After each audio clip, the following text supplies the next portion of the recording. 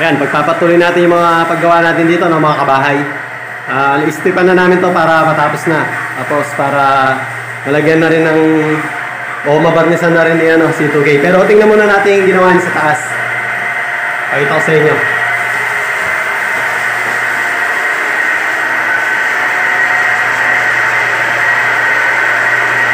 Yun, no? Yan, maingay yung compressor. Yan. So, ito yung kahapon, yung dating plain. Ayan na siya ngayon. Ganda na, di ba? Pero kulang pa. Pero kulang pa yan. Ano pa lang yan, naka-haspi pa lang. Wala pang top coat yan. May dark pa dito yan. Sa gilid. Okay. Para magdalawang kulay siya. Okay. Lalagyan pa daw ng dark doon. O black. Tapos ito nililiyan na rin niya. Ito naman, plain lang. Wala itong haspi. Natural lang yan. Yung dati niyang plywood. Tapos stain lang to ng dark. Ayan. So, tuloy na natin ginagawa na sa baba.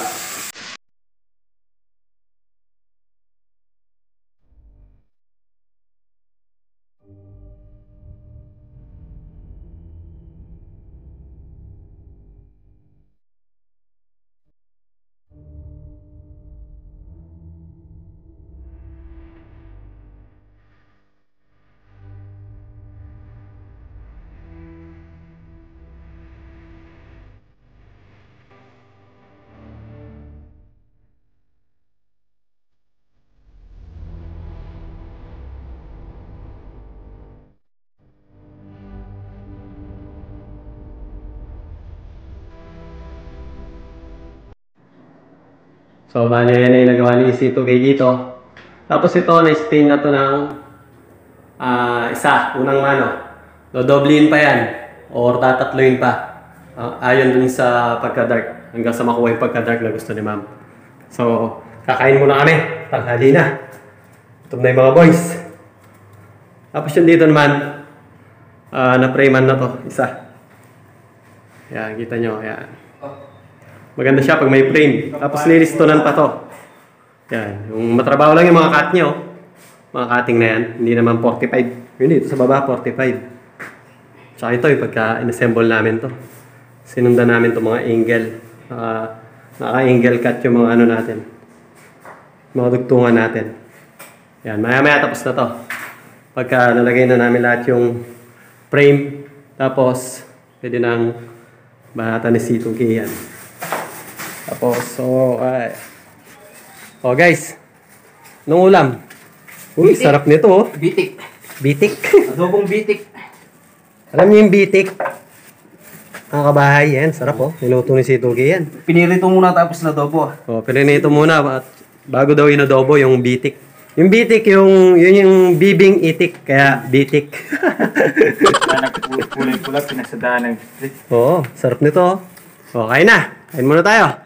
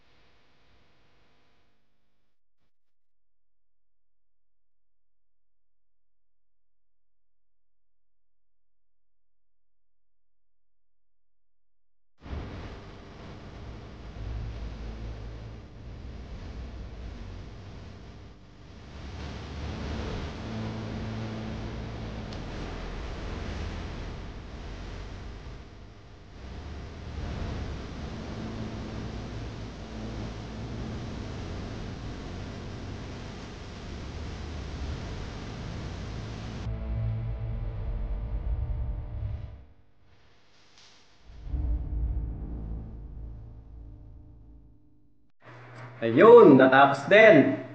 Ayan na mga kabahay yung pagtatapos nitong natin, understair storage drawer natin.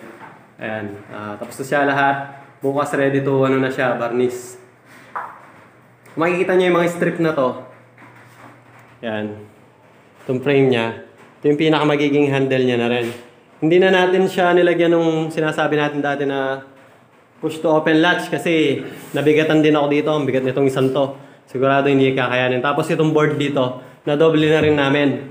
Tapos tuloy na namin yung ginagawa namin. May cabinet pa rito yan. Dinoble namin to para ito, pag nandito ako sa harap, hindi mo masisilip yung dugtungan niya rito. Yan. Tsaka, ang purpose din yan, kaya doble siya para tumibay yung nasa loob. Matigas siya. So, bali ganyan siya. Bukas gagawin namin yung meron pa cabinet doon sa taas, hanging. Tapos, meron mga shelves dito. Yan, buksan natin siya.